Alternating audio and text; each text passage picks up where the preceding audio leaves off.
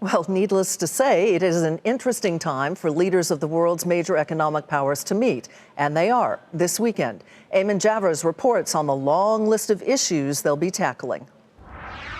President Trump departs tonight for the G7. France will play host to world leaders in the seaside town of Biarritz. This year's official agenda includes promoting gender equality, climate, and strengthening globalization through trade. But the ramifications of the U.S.-China trade war will likely dominate the conversation, particularly on the heels of the latest tit-for-tat, though China is not a member of the G7 and Xi Jinping will not be present.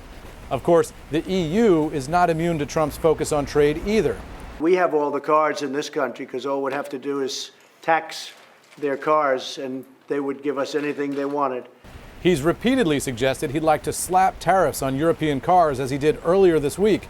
And French wine has also been a target. Currency manipulation is among the administration's list of concerns, as well as the French digital tax, which would hit the biggest U.S. tech companies.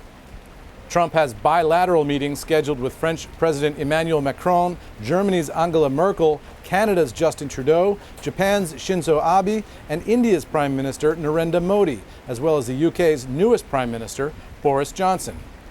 That meeting will be closely watched as the two hope to wrap a trade deal which could be announced before the UK officially exits the EU in October.